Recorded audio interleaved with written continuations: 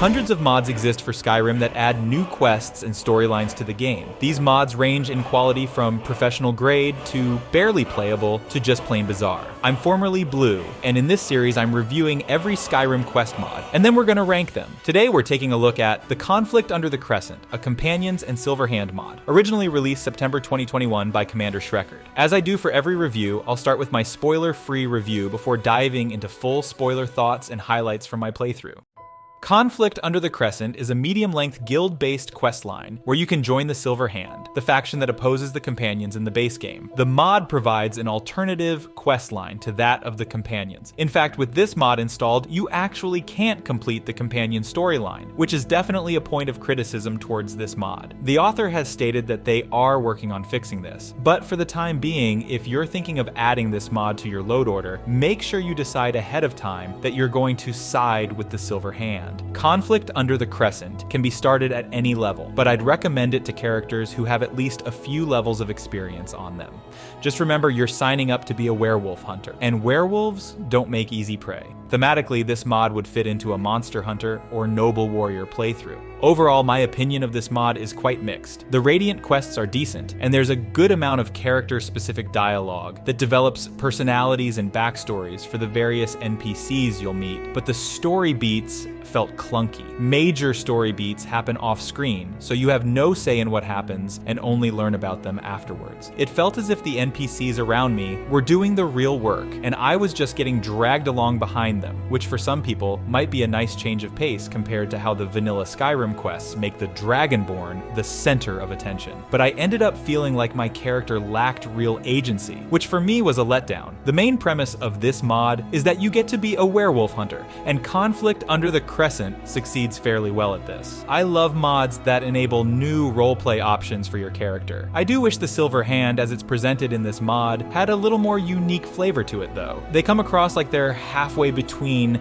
the bland bandit-like faction we see them as in the base game and the paladins of the Dawn Guard. I would have preferred to see them presented with more unique armor or weaponry that gives them a distinct identity, though that would contradict how they're presented in the base game, so I can see why you might not want to head down that path. One other point to mention is that the new dialogue lines are unvoiced. This may be a negative for people, but personally, I don't really mind it. However, I would note that there is an optional add-on that uses voice synthesis tools to read the dialogue, but the voices clearly sound computer generated, and it's nowhere near the quality of modern day AI voice cloning. I would know. I'm an AI voice clone after all. Since having all NPCs speak like robots kind of drains the personality out of them, I'd recommend not using this add-on. So in conclusion, this mod is a mixed bag. It can feel unpolished at times and doesn't have the best story, but it does a solid job of bringing the Silverhand to life with unique quests and gives you the chance to play as a professional werewolf hunter. If that sounds up your alley, then give it a shot. Next, I'll be diving into the full story and talking through my experience with this in more depth.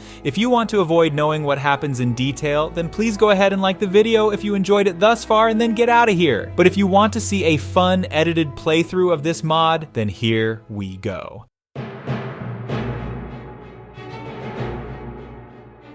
We begin this quest by seeking out the great warriors of Jorrvaskr to join in their fellowship, but are met at the front doors by some rando who's basically trash-talking the Companions right outside their house. He tells us the Silverhand are the real hotshot fighters in Skyrim and directs us to Driftshade Refuge if we want to join them. And of course we do, because who wouldn't want to put themselves in imminent danger hunting werewolves? Driftshade Refuge is a vanilla game dungeon occupied by the Silverhand, so this mod just repurposes it as the guild headquarters for the quest line. Even so, it feels too large compared to the small number of Silverhand NPCs who inhabit it. Most of the rooms are empty and undecorated, and I would have preferred if the guild HQ could have just felt a little more like an actual home to the people who resided there. Anyway, we meet the leader of the Silverhand, Sorik Silverhand, who's not a terrible character, but he feels a bit like just a generic warrior with noble intents. We also meet Stolgar the Humble, who handles odd jobs for the guild and is in charge of assigning us our Radiant quests. Just as a side note, don't give your two main characters names that start with the same letter, Sorik and Stolgar. That's just a rule of thumb with writing. You don't want readers mixing up your main characters' names all the time. Stolgar introduces us to our Radiant quests, and this is maybe my favorite part of the mod. There are 3 Radiant quest variants that we can choose from. raiding a bandit camp where one of their members is a werewolf, killing a pack of werewolves residing in a cave, and, for a bit of a change of pace, hunting a werebear instead. There's enough variety here, and thankfully, you can accept all 3 types of Radiant quest at once. This speeds up the story progression significantly, because we're going to need to harvest and turn in werewolf pelts to Stolgar to progress. That's basically how the first part of this mod goes. We're just completing Radiant werewolf hunts until the real story starts. That happens when Sorik Silverhand sends us to Dustman's Cairn to join another hunter, Nurmir, on a mission that he has a bad feeling about. This is to be a chance to prove myself, which is an obvious mirror to the companion storyline. In Dustman's Cairn, we find Nurmir and learn that he's looking for a fragment of Wuthrad. One of the companions was here too, but Nurmir trapped him, and now he's locked away in this side chamber where the Dragonborn gets stuck in the base game. Neat little reference there. We proceed to clear out Dustman's Cairn, which,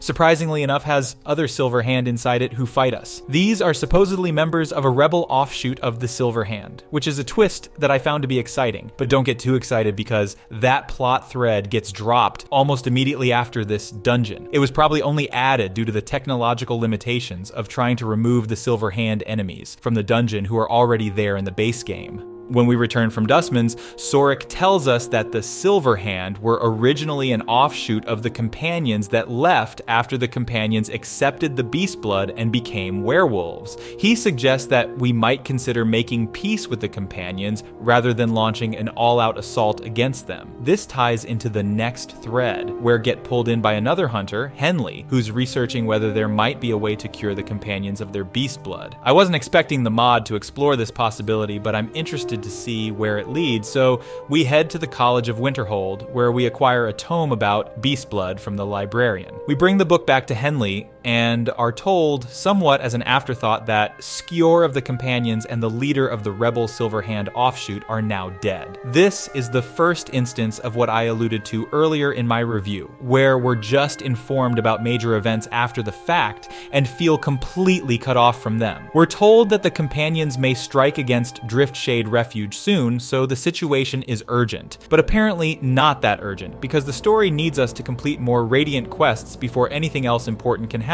Later, we're told to see Henley again, who's now figured out that the Glenmoral Coven witches are responsible for the curse on the companions, and that we might cure them by taking the witches' heads. Henley urges us to act quickly, because she fears Sorik might do something reckless, though I'm not really sure why. Sorik doesn't have anything new to say either, so it's off to the Glenmoral Coven next. We kill some witches, then encounter Vilkas there. It looks like this is a point where you can choose to either fight Vilkas or offer to help cure him, and since I want to see more of the mod storyline, I choose the second option. Vilkas is immediately persuaded to trust me, which feels unrealistic, but okay. He says the companions will come to Driftshade Refuge so we can cooperate on curing them. But when we return to home base, we're fed another slew of information about a major conflict that took place entirely off screen. One of the hunters stole our fragments of Wuthrad to take to the companions, then a bunch of Silverhand charged Whiterun and invaded Jorvaskr, and now basically everyone important is dead except us and Stolgar. And now suddenly the remaining companions' werewolves are right outside our door, ready to attack us. We again offer to help cure them, and they accept. So together, we dive into Ysgramor's tomb and clear the dungeon as we would in the vanilla companion storyline. We locate the Flame of the Harbinger and succeed in curing Vilkas, Farkas, and Kodlak. There's no wolf there for Ayla though, so I guess she's still just cursed? Not really sure what's going on there. With that being accomplished, we finished the mod's storyline. You can probably see why I felt like the actions of other characters were doing too much of the work moving the story along, and the companions were unrealistically quick to accept help from someone who they considered their enemy. But there were definitely some good Radiant quests with this mod, and the characters were decently developed. One last thing to mention, I believe events in this mod could have played out differently if I had taken a more violent approach and chosen to fight the companions. So my review here really only applies to the specific experience I had with this mod. Thank you so much for watching. The channel is tiny right now, but growing fast, and just thank you for all the support I've been receiving. Please remember to like the video and subscribe if you're looking forward to more mod reviews. Thanks for watching, and I hope to see you next time.